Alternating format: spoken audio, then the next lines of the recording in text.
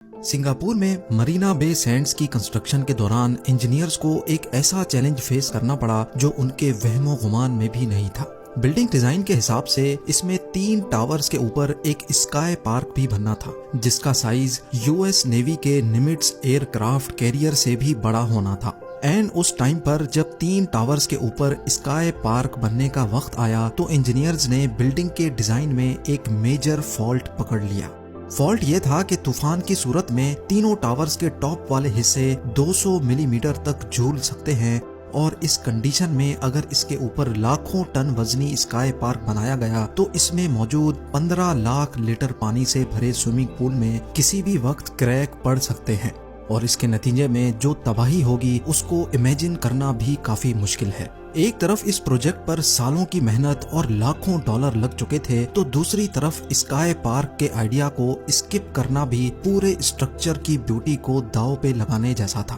کچھ تو ایسا کرنا تھا جس سے تینوں ٹاورز طوفان میں بے شک سوئنگ کریں، لیکن اس کے اوپر بنے اسکائی پارک اور سوئمنگ پول کو بال برابر بھی نقصان نہ پہنچے۔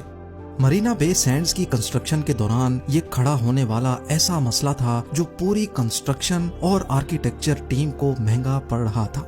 لیکن پھر ہوا ایک چمتکار۔ زیم ٹی وی کی ویڈیوز میں ایک بار پھر سے خوش آمدید۔ ناظرین، سنگاپور ایک ایسی کنٹری ہے جس میں صرف ایک ہی سٹی ہے، اور وہ ہے سنگاپور۔ کیونکہ یہ پوری کنٹری ہی اتنی چھوٹی ہے کہ اس کا ایریا انڈیا کے شہر ممبئی سے تھوڑا بڑا، جبکہ پاکستانی کیپٹل اسلام آباد سے بھی چھوٹا ہے۔ سنگاپور مرینا بے سینڈز دنیا کے کئی کمپلیکیٹڈ کنسٹرکشن پروجیکٹس میں سے ایک ہے، اور اسی وجہ سے اس کو انجینئرنگ کا ماسٹر پیس بھی کہا جاتا ہے۔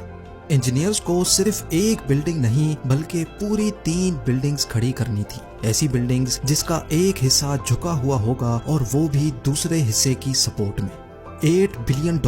یا پھر 60,000 کروڑ روپیوں کی لاگت سے بنائے جانے والے اس پروجیکٹ میں 680 فیٹ اونچی 3 بلڈنگز کے ساتھ ساتھ ایئر کرافٹ کیریئر سے بھی بڑا اسکائی پارک، 200 فٹ اونچا آرٹس میوزیم اور ایک فلوٹنگ انٹرٹینمنٹ پویلین بھی بننا تھا، اور وہ بھی پانی کے اوپر۔ جتنی قیمت میں مرینا بے سینڈز بنایا گیا تھا اس میں 5 برج خلیفہ جیسی بلڈنگز بھی تیار ہو سکتی تھیں، اور اگر محنت کی بات کی جائے تو اس شاہکار کو بنانے میں حیرت انگیز طور پہ 16,500 ورکرز ایک ساتھ کام کرتے تھے۔